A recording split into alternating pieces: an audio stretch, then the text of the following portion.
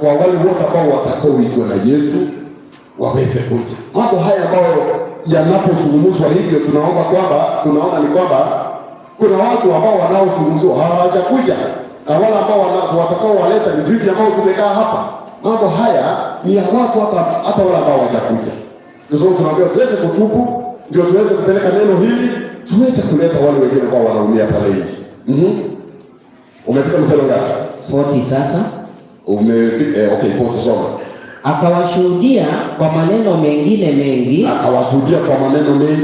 na kuwaonya akisema, jiokoeni na kizazi hiki chenye ukaidi. Jiokoeni na kizazi hiki chenye ukaidi.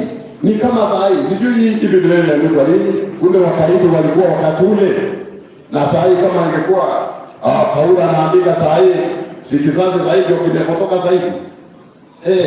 Angeandika mambo haya. Nilisikia last week ikisomwa hapa, kuna watoto wetu pale wanacheza misimu pale. Kizazi hiki ambacho tunaushiriki. Tuko kanisani lakini wanaendelea na chati kipale. Paulo kama angekuwa hapa kwa kanisa hili wakati huu, si angeandika mambo haya.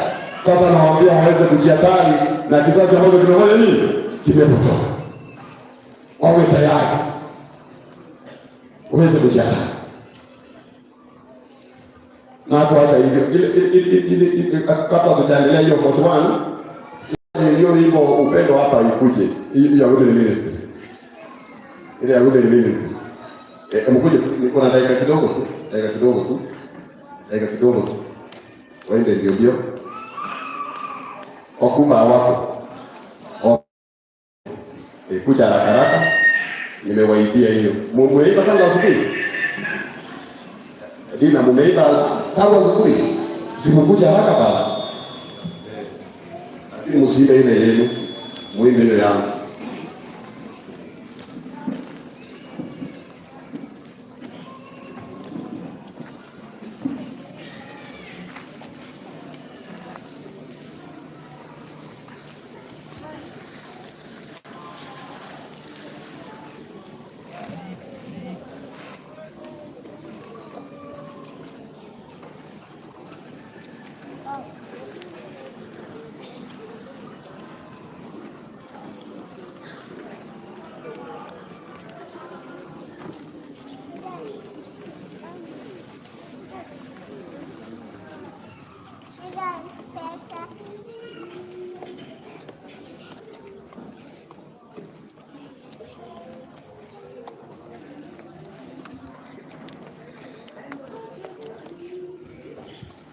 Upendo